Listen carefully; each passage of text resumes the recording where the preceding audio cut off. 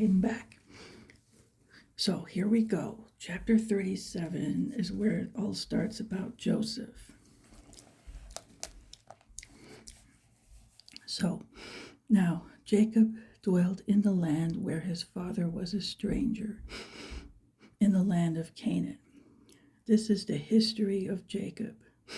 Joseph, being 17 years old, was feeding the flock with his brothers, and the lad was with the sons of Bilhah and the sons of Zilpah, his father's wives, and Joseph brought a bad report of them to his father. This is all symbolism, as there's so much here. So, all right, I'll talk about it afterwards. Now, Israel loved Joseph more than all his children, because he was the son of his old age. Also, he made him a tunic of many colors. But when his brothers saw that their father loved him more than all his brothers, they hated him and could not speak peaceably to him. Now Joseph had a dream, and he told it to his brothers, and they hated him even more. So he said to them, "Please hear this dream which I have dreamed. There we were, binding sheaves in the field. Then, behold, my sheaf arose and also stood upright. And indeed, your sheaves stood all around and bowed down to my sheaf." Now, they already are jealous and spiteful towards him. So, of course, this isn't going to help, right? But anyway, and his brother said to him, "Shall you indeed reign over us? Or shall you indeed have dominion over us?" So they hated him even more for his dreams and for his words. Then he dreamed still another dream and told it to his brothers and said, "Look, I have dreamed another dream, and this time the sun, the moon, and the 11 stars bowed down to me." So he told it to his father and his brothers, and his father rebuked him and said to him, "What is this dream that you have dreamed? Shall your mother and I and your brothers indeed come to bow down to the earth before you?" And his brothers envied him, but his father kept the matter in mind. Okay, so here what we have is this dream thing is several things. I mean, for one thing, this is where we get the interpretation of the symbolism of Revelation 12. Okay, this is technically the woman of Revelation 12. And it is, okay, the sun would be Jacob. The moon would be, in this case, Leah, because Rachel, his actual mother, was dead. So anyway, then, and the and the 11 stars are his 11 brothers. So, that's what it symbolizes. So this represents the house of Israel. That's what it symbolizes. And you get a lot of misconceptions. I can't believe even just on YouTube, how many people get this wrong. They get the identities wrong all the time, I mean, in this case, it's the house of Israel. Okay, that's what it is. And, in this case, it's not the church. And then they'll go and say it's the church. Okay, it's like, excuse me, but how does the church give birth to Jesus? Hello, Jesus gives birth to the church. That's the order of the way this thing goes. That's the sequence, okay? It's clearly identified as Israel. It's not the church. And then there was all this stuff a few years ago about this woman of Revelation 12 was in the sky like the stars. And it's like, what does it say? You're not supposed to look to the stars. That's astrology. Yeah. So, I mean, you can enjoy the creation in that way, but they're looking for signs in that way. And it's not the signs in the skies like, okay, we're going to have some, like where it has meteorites falling or things like this. The sun turns black, the moon turns red. Yeah, those are signs we're looking at, but we're not looking to the stars in an astrology way for signs. I mean, that's not how God speaks to us. So, anyway, there was a lot of confusion, and people get so caught up in these things. I mean, look how caught up they got in this rapture thing. This rapture was supposed to come on the 23rd or the 24th. I knew it wasn't going to come then, and I have my ways of knowing that, but they were so sure, and now they have to eat their words. They were dead wrong. And not only that, it misleads so many people that, I've heard, the things I hear. Somebody was saying that they were selling their houses and stuff like this, or their cars, or it's like, okay, what I don't understand about their thinking is what you think you can't take the car, but you can take the money you got from selling the car. I mean, it's so foolish. You can't take anything with you when you go. No, not even your little doggy. Nope. Nope, not happening. So, I mean, nothing goes, nothing. I don't understand them. I mean, if you really think it's coming that day, okay, you're going to leave it all behind anyway. You might as well stay in your house and leave your car alone. And then when it happens, it happens. I don't know. I've heard of this selling stuff ever since they started talking this way, and it will happen, but it's not going to be now. But anyway, then you get people who don't even believe it's going to be like the rapture isn't in the Bible. You didn't read the Bible then, because yeah, it's in there. I don't know. These people, it gets me sometimes. Like, how can you be so foolish? And then if they gave their money to the poor, thinking they're doing something good, okay, but now what, right? If they have nothing left, and then they look, what kind of witness is this to the unbelievers who they were so sure, and they were telling them to their family, oh, we'll be gone, yeah. Nope, there they are still. What kind of witness is that? They're not going to believe them now even less than they would have before. I mean, it's not wise. It's really not. But anyway, back to this. So these things people get caught up in, I don't know. But anyway, in this case, it's Israel and it's not the church. Then other times, it is the church and it's not Israel. And then you have the 144,000 and you get people claiming all kinds of stuff. You had a cult claiming it was them.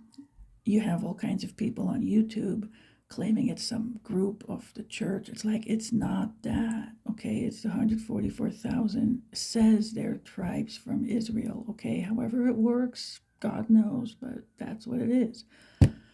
I mean, they get these identities mixed up all the time. Well, this is how you decode it in the Bible itself. It interprets itself. So that's where this is decoded. This is the woman of Revelation 12.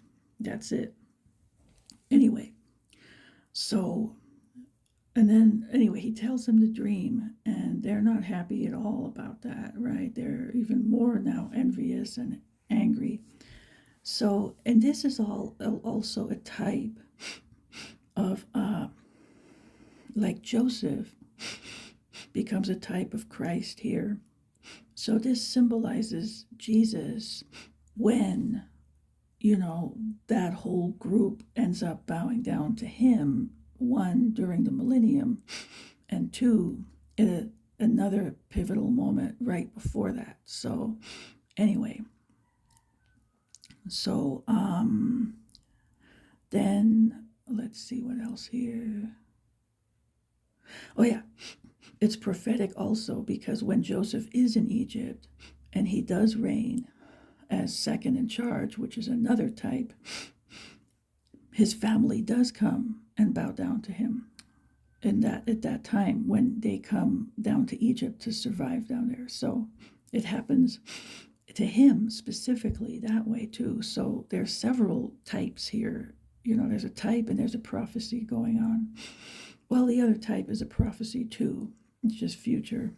Well, they're all future, but yeah. So anyway, it's a prophecy and a type of Christ, and it's also a prophecy of what happens to Joseph specifically later in life. So there's all that. And then, let's see, this part, this comes up real soon. Okay, I'll get to that soon. But all right, so here, Jacob somehow, keeps the matter in mind. So he probably had a feeling like, I bet you something is going to come out of this. Now, okay, then his brothers went to feed their father's flock in Shechem. And Israel said to Joseph, are not your brothers feeding the flock in Shechem? Come, I will send you to them. So he said to him, here I am. Then he said to him, please go and see if it is well with your brothers and well with the flocks, and bring back word to me. So he sent him out of the valley of Hebron, and he went to Shechem. So this is all symbolic, and I'm going to get to that. Now, a certain man found him, and there he was wandering in the field. And the man asked him, saying, what are you seeking? So he said, I am seeking my brothers. Please tell me where they are feeding their flocks. And the man said, they have departed from here, for I heard them say, let us go to Dothan. So Joseph went after his brothers and found them in Dothan. Okay, so here I'll cover the symbolism so far.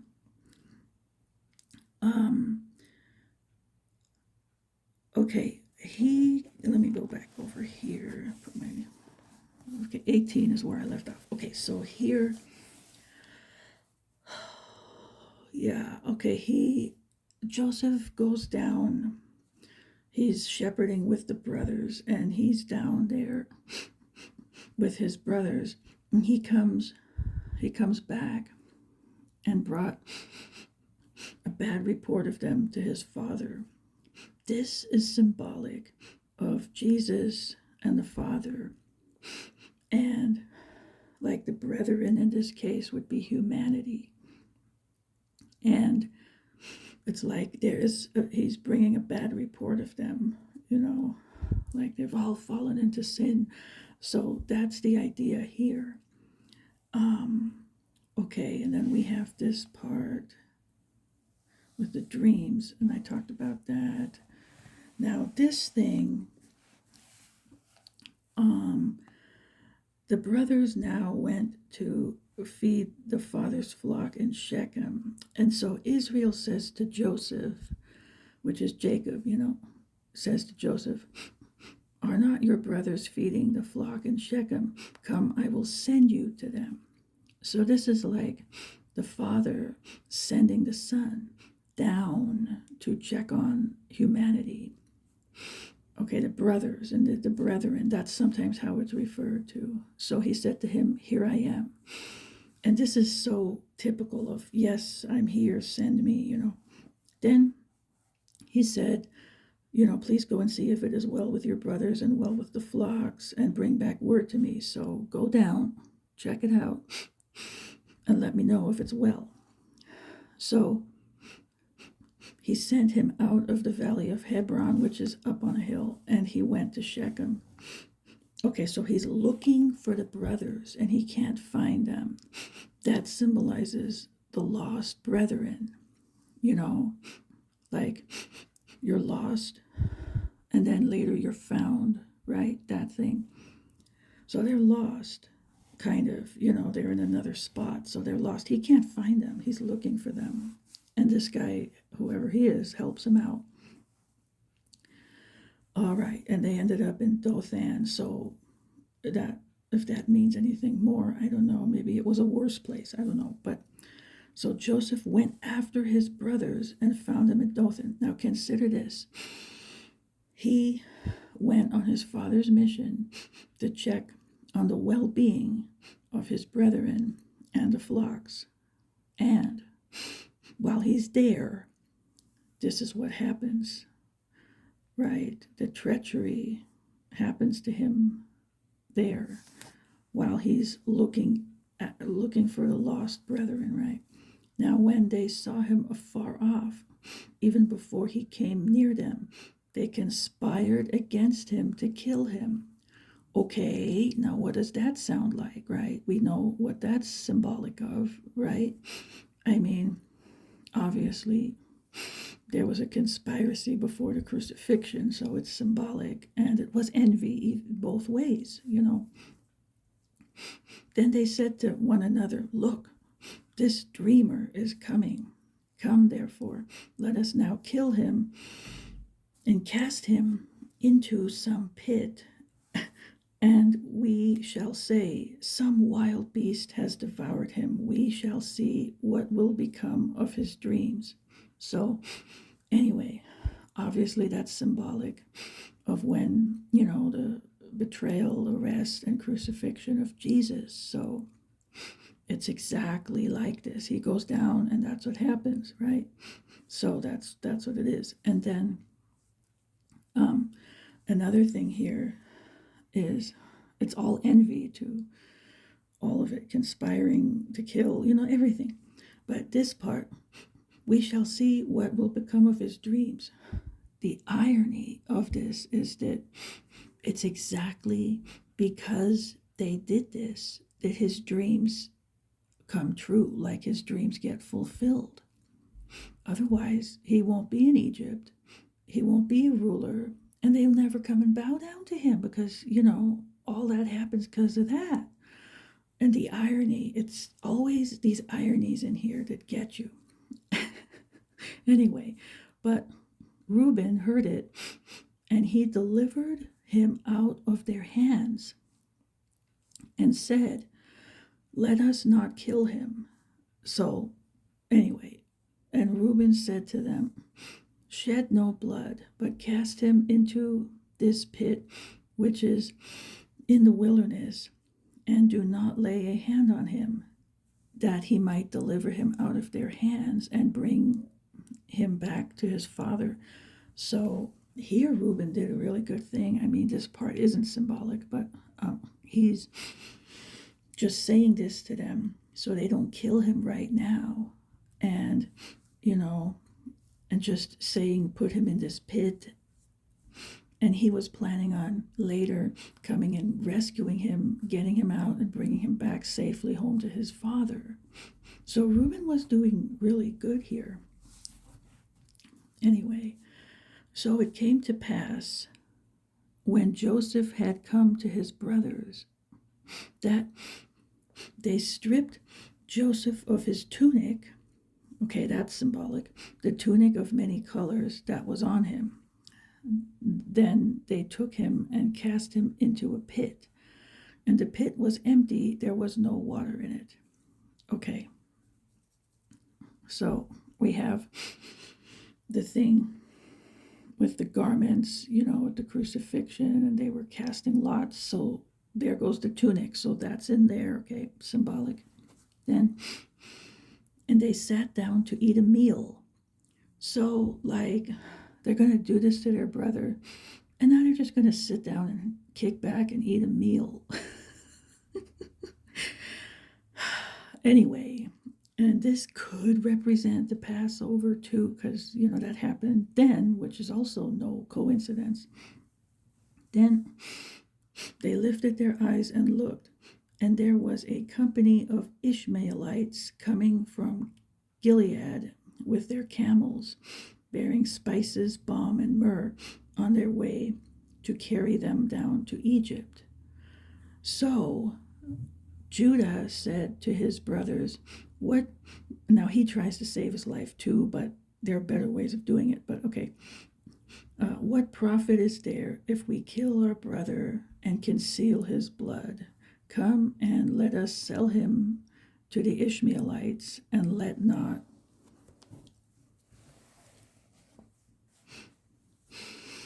our hand be upon him, for he is our brother and our flesh. And his brothers listened. Then Midianite traders passed by, so the brothers pulled Joseph up and lifted him out of the pit and sold him to the Ishmaelites for, oh, here we are, 20 shekels of silver. And they took Joseph to Egypt. Okay, so Joseph gets carted off to Egypt this way.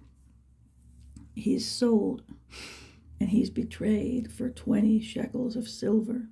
With the crucifixion with Judas, it was 30 pieces of silver. So it's all symbolic. And again, that happened on Passover because he was fulfilling Passover as the Passover lamb.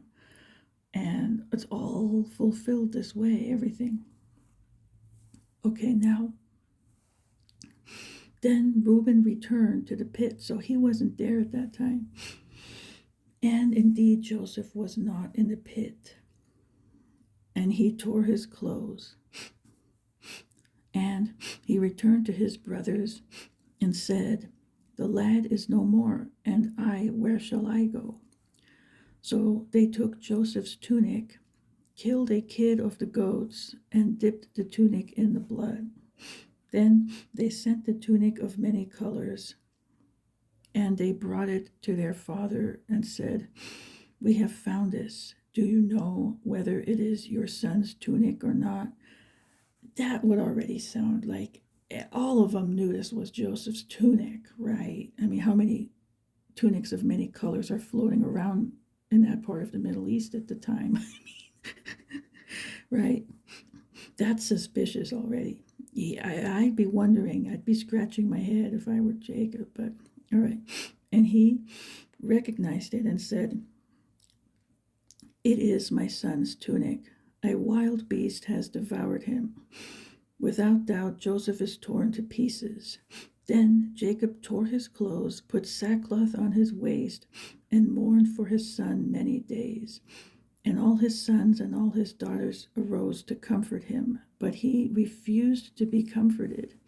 And he said, for I shall go down into the grave to my son in mourning. Thus his father wept for him. Now the Midianites had sold him in Egypt to Potiphar, an officer of Pharaoh and captain of the guard. Okay, so all of this is no accident. Okay, so another thing here about Joseph that's a parallel is Joseph was envied by his brothers, betrayed by his brothers. He was seeking his brethren, and his father, Jacob, took him for dead. So in his mind, he had died. But since he's alive and not dead, when he receives him back again later, it's like a resurrection to him, so it's symbolic of that in that way. Sort of like with Isaac and that sacrifice, where he didn't die, but there was symbolism of the resurrection and death anyway. So because they thought it would have to happen, that kind of thing. Now, in the case of, the crucifixion and resurrection really did happen, of course, but these things were symbolic in that way. Also, Joseph suffered a gap till he reigned. Same thing with Jesus. There's a gap, and it's the church age, and then he comes back and reigns. So I have heard, that Jewish people think there'll be two messiahs, but there's one Messiah. It's just all fulfilled in one Messiah, but in two different arrivals. One is the sacrificial lamb, and one is the conquering lion when he reigns.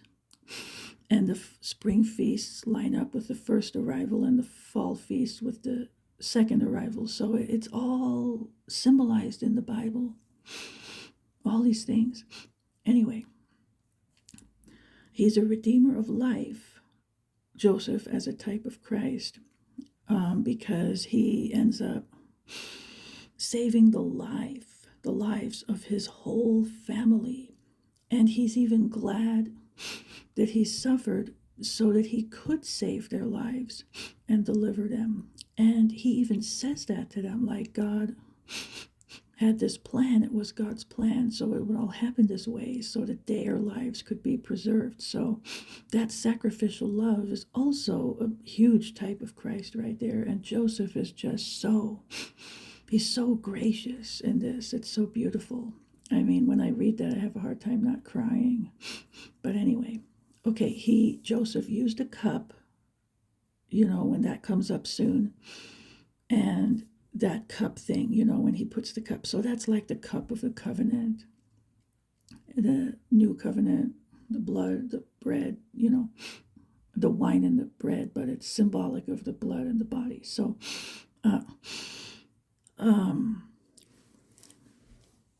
then he reveals himself to his brethren later, but before, it's like in this case, he's reigning, but when they come down, he reveals himself to them, like his true identity, and they're just shocked, right? So this goes on throughout it, so I thought I'd just cover it all in one spot because it's right there in my notes, but okay. And Judah it says it's chapter 44.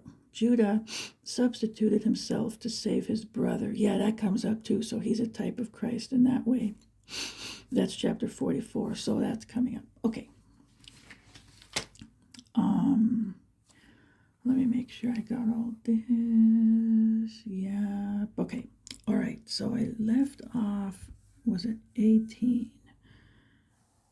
No, I did this. Okay. So this was it. And they took Joseph to Egypt. Okay. No, they did that. The tunic. His father. Yeah, okay. We finished the chapter. Okay, yeah. Yeah, Pharaoh and the captain of the guard. Okay. So I read all that. Okay, so 38. Now, this is a separate thing. All right, so I have to read this, and then it goes on. That's the only little side trip there is. Yeah. Now, with this thing, I have to put a little disclaimer here. There's a topic that comes up here that, again, it's of a more adult nature in several ways, actually. So if you have any kind of children around, this is a time to kind of, get them to go play outside or something.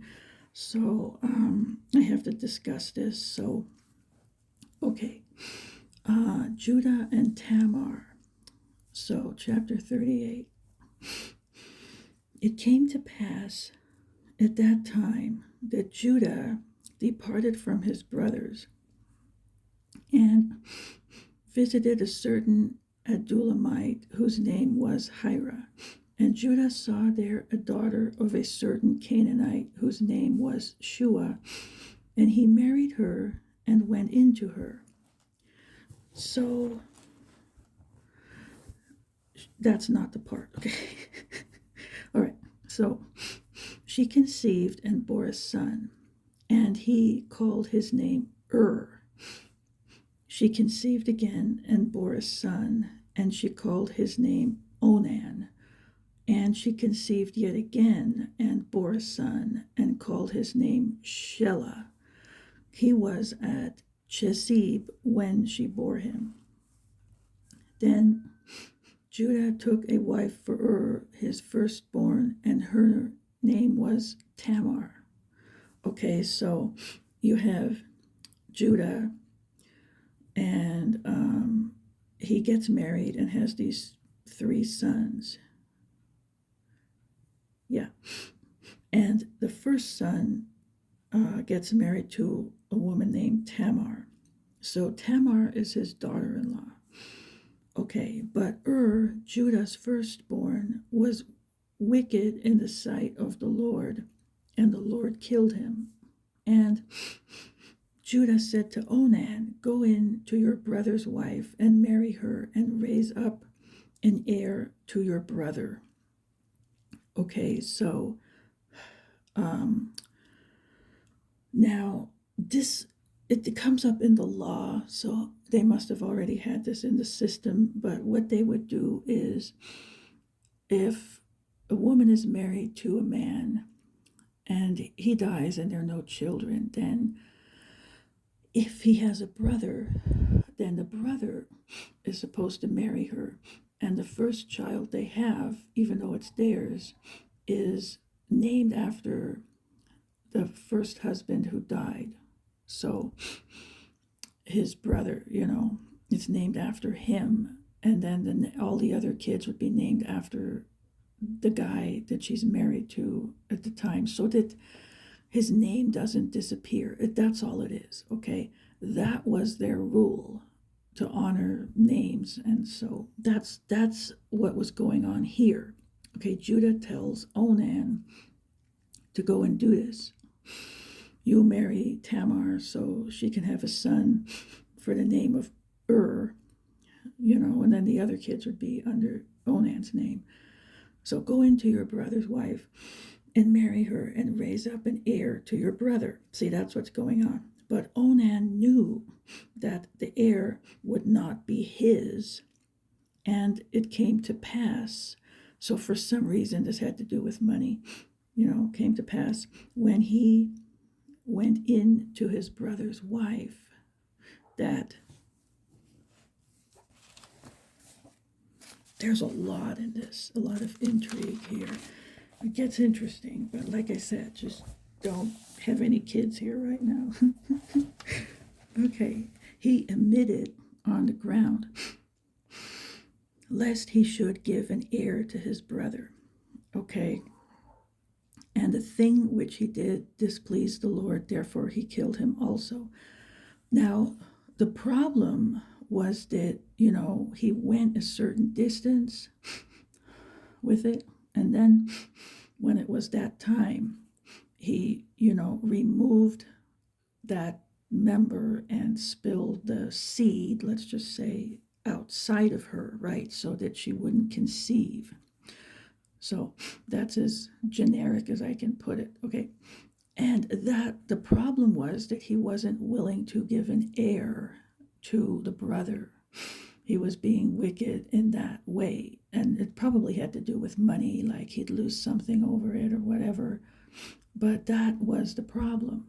A lot of people will misinterpret this into saying something else, like just because it wasn't in her, like that a certain act would be a sin, right?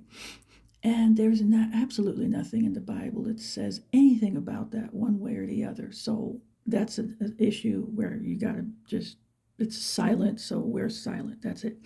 But they'll twist that. So that's another thing that gets twisted. But the sin was that he wasn't willing to give an heir to his brother.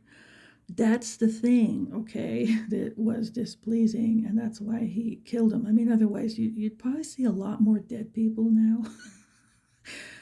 But anyway, that was it. So that's, and you see so many crazy videos on YouTube, and not that I watch them, but just the titles alone. There was a time, I don't know if it was like a year ago or so, you saw nothing but videos. This is a sin, that's a sin, this is a sin, that's a sin.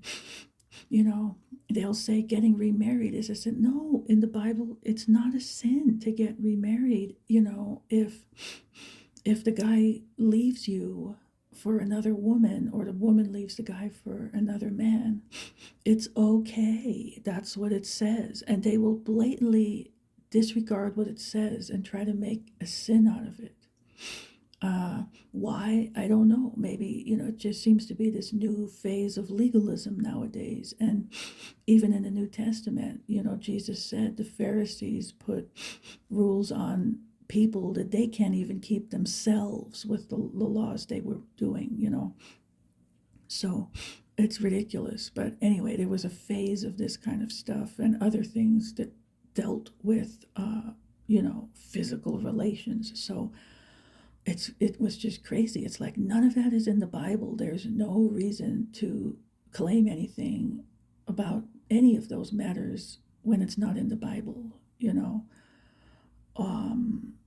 or it's even for a thing and they'll go the other way. It's just, it's totally, well, it's false teaching for sure, but I don't know. There seems to be a new wave of the Pharisees, that kind of, the wrong kind of, what's called legalism now. So anyway, just wanted to mention that. Now, what happens here? Then, so there's still one more son. So let's see. Then Judah said to Tamar, his daughter-in-law, oh yeah, remain a widow in your father's house till my son Shelah is grown. For he said, so he wasn't really planning on giving her Shelah, because now he's worried this guy's going to die and then he'll have no sons left. For he said, lest he also die like his brothers. So he wasn't planning on honoring this law at that point. And Tamar went and dwelt in her father's house. Now, in the process of time, the daughter of Shua, Judah's wife, died. And Judah was comforted and went up to his sheep shearers at Timnah, he and his friend Hira the Adullamite. And it was told Tamar, saying, look, your father-in-law is going up to Timnah to shear his sheep. So she took off her widow's garments, covered herself with a veil, and wrapped herself, and sat in an open place, which was on the way to Timnah, for she saw that Shelah was grown, and she was not given to him as a wife. Okay, so she saw that Judah didn't give her the third son, Shelah, so as a husband, so she knew something was up. And so she was about to go do something about it. Okay, so here's what happens. When Judah saw her, he thought she was a harlot because she had covered her face. Then he turned to her by the way and said, please let me come into you, for he did not know that she was his daughter-in-law. Okay, so I don't know what the culture was back then with this thing, but he makes a plan to, make a little, I don't know how to put that, not a transaction, I don't know what, but he agrees to go into her, okay? So there must have been something going on with the deal, right? Okay, so she said, what will you give me that you may come into me? Yeah, so there's some deal. And he said, I will send a young goat from the flock. So she said, will you give me a pledge till you send it? Okay, it's reasonable. Then he said, what pledge shall I give you? So she said, your signet and cord and your staff that is in your hand. Then he gave them to her and went into her, and she conceived by him. So she arose and went away and laid aside her veil and put on the garments of her widowhood. So what happens is she gets a child for the name of that first husband who died, is what her little plot was here. Okay, so again, you got to understand the culture then and everything. So not that we're condoning all this, but that's just what happened here. And Judah sent the young goat by the hand of his friend the Adullamite to receive his pledge from the woman's hand. But he did not find her. Then he asked the men of that place, saying, Where is the harlot who was openly by the roadside? And they said, There was no harlot in this place. So she's not a harlot, okay? And she just did this, to get the air, right? And she didn't even want the goat, okay? So it was just, you'll see, I don't want to spoil it. So he returned to Judah and said, I cannot find her. Also, the men of the place said there was no harlot in this place. Then Judah said, Let her take them for herself, lest we be shamed. For I sent this young goat, and you have not found her. So he's like, okay, well, she'll not get the goat. She'll keep that stuff, whatever, And there's a reason for that. Okay, now, and it came to pass about 3 months later that Judah was told, saying, Tamar, your daughter-in-law, has played the harlot. Furthermore, she is with child by harlotry. So Judah said, Bring her out and let her be burned. Again, it's the culture, all right.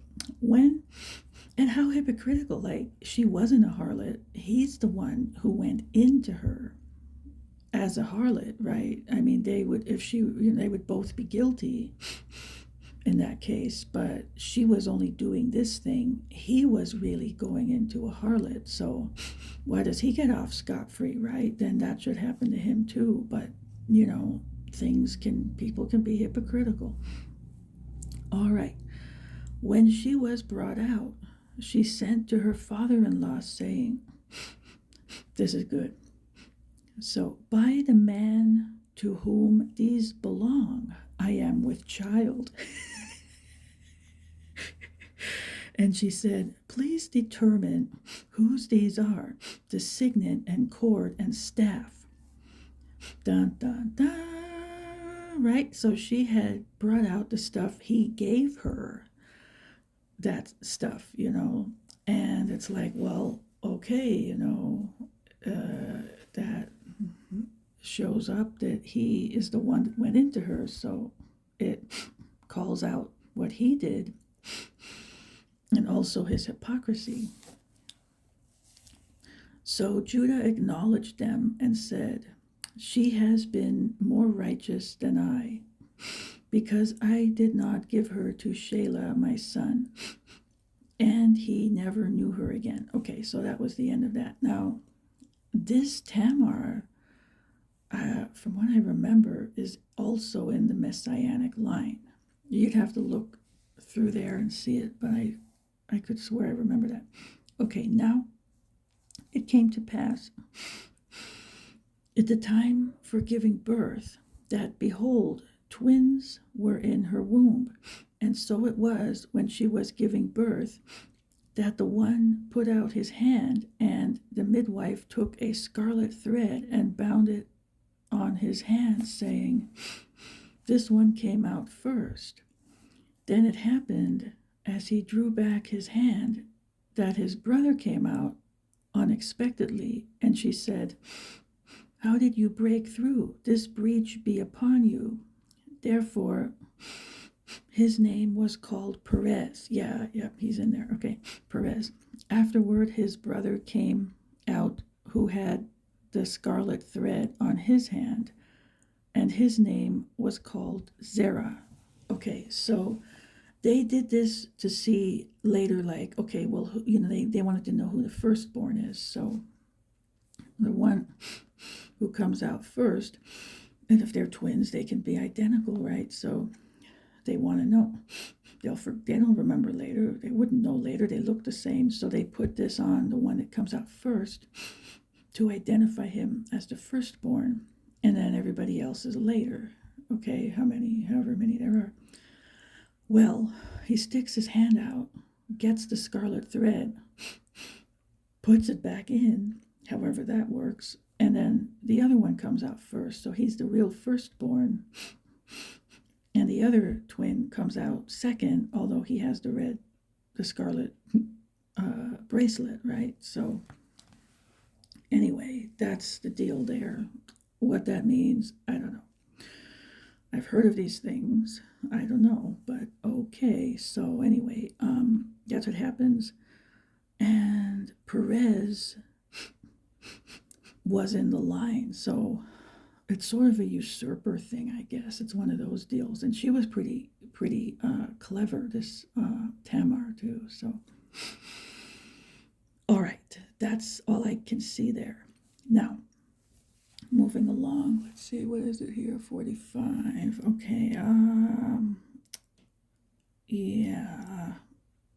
All right, I'll go a little longer. Okay, now Joseph had been taken down to Egypt, and Potiphar, an officer of Pharaoh, captain of the guard, an Egyptian, brought him from the Ishmaelites who had taken him down there. The Lord was with Joseph, and he was a successful man, and he was in the house of his master the Egyptian. And his master saw that the Lord was with him, and that the Lord made all he did to prosper in his hand. So Joseph found favor in his sight and served him. Then he made him overseer of his house, and all that he had he put under his authority. So here we see that again, that concept. All right, so he ends up being later. That's later. Okay, so it was from the time that he had made him overseer of his house and all that he had, that the Lord blessed the Egyptian's house for Joseph's sake. And the blessing of the Lord was on all that he had in the house and in the field. Thus he left all that he had in Joseph's hand, and he did not know what he had except for the bread which he ate. Oh, okay. Interesting. Now, Joseph was handsome in form and appearance. Here's another one, all right, where you get sort of an attempt at seduction. Okay, so I think this is the last one of these. And it came to pass after these things that his master's wife cast longing eyes on Joseph, and she said, "Lie with me." But he refused and said to his master's wife, "Look, my master does not know what is with me in the house, and he has committed all that he has to my hand. There is no one greater in this house than I, nor has he kept back anything from me but you, because you are his wife. How then can I do this great wickedness and sin against God?" So he was good, So it was as she spoke to Joseph day by day, that he did not heed her. He resisted the temptation to lie with her or to be with her. But it happened about this time when Joseph went into the house to do his work, and none of the men of the house was inside, that she caught him by his garment, saying, "Lie with me." But he left his garment in her hand and fled and ran outside. So he wouldn't have any of that. Now watch this. And so it was, when she saw that he had left his garment in her hand and fled outside, that she called to the men of her house and spoke to them, saying, "See, he has brought in to us a Hebrew to mock us. He came in to me to lie with me, and I cried out with a loud voice." So she's making it look like he tried to rape her. Okay. Totally pretty much the other way around, although a woman can't technically, But she twists this, bears false witness against him, slanders him as if he's guilty of this, and it's the total opposite. And it happened when he heard that I lifted my voice and cried out, that he left his garment with me and fled and went outside. So she totally makes this all up. So she kept his garment with her until his master came home. Then she spoke to him with words like these, saying, the Hebrew servant whom you brought to us came in to me to mock me. So it happened, as I lifted my voice and cried out, that he left his garment with me and fled outside. So it looks like he's trying to rape her, right? Which she totally makes this up. So it was when his master heard the words which his wife spoke to him, saying, your servant did to me after this manner, that his anger was aroused. So, I mean, their court system was a little different back then, unfortunately. Okay, so Joseph didn't get justice here. Then Joseph's master took him and put him into the prison, a place where the king's prisoners were confined.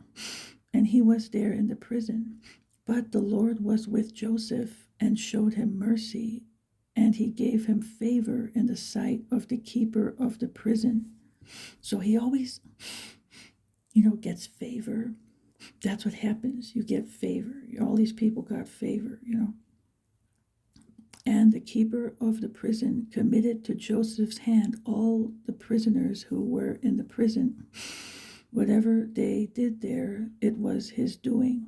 The keeper of the prison did not look into anything that was under Joseph's authority, because the Lord was with him, and whatever he did, the Lord made it prosper. Okay, now I have another note here. Let me grab this. Here. When I was in the Psalms, it mentions this part. I want to just read that real quick, and then I'll be back to 40. Oh, I'll make that a new video. Let me just close with this. It's way over here. Psalm 105. Okay, here it is. I can't believe it. Okay, 16 to 22.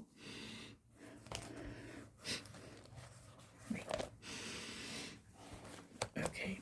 Moreover, he called for a famine in the land. He destroyed all the provision of bread. He sent a man before them, Joseph, who was sold as a slave.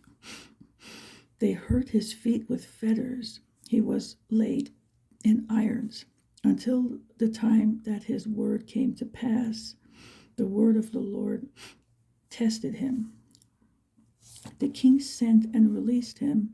The ruler of the people let him go free. He made him lord of his house and ruler of all his possessions, to bind his princes at his pleasure and teach his elders wisdom. So this little bit was mentioned about Joseph and that history, which isn't over here. That's why I thought I want to include this when I am in this part, which is now. So there's that. Okay, I'll be right back with the next video.